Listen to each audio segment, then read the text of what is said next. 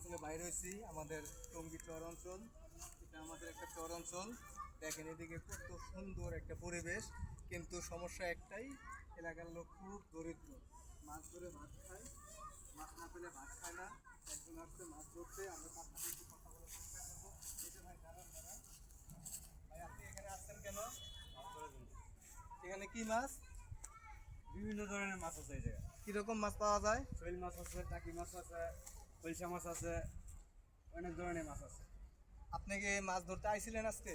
হ্যাঁ, আজকে মাছ মাছ ধরতে আছে। আপনি কি মাছ পাইছেন? না, পাই না, এবার নামবো, এখন নামবো এই জায়গায়। আপনি কি মাছ ধরে বিক্রি করে তারপরে কি আপনি বাসায় যান, নাকি হ্যাঁ, বিক্রি করে যায়। আপনি সারাদিনে কয় টাকার মাছ বিক্রি করেন? এই 400-500 টাকার মাছ বিক্রি করি।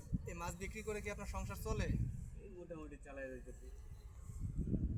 সুপ্রিয় দর্শক মণ্ডলী, আপনারা দেখলেন একজন জেলে, উনি হচ্ছে সেই জেলে, একজন অতি দরিদ্র মানুষ। আপনারা চাইলে তাকে সাহায্য করতে পারেন। ও 3-4টা বাচ্চা আছে, ঠিক আছে।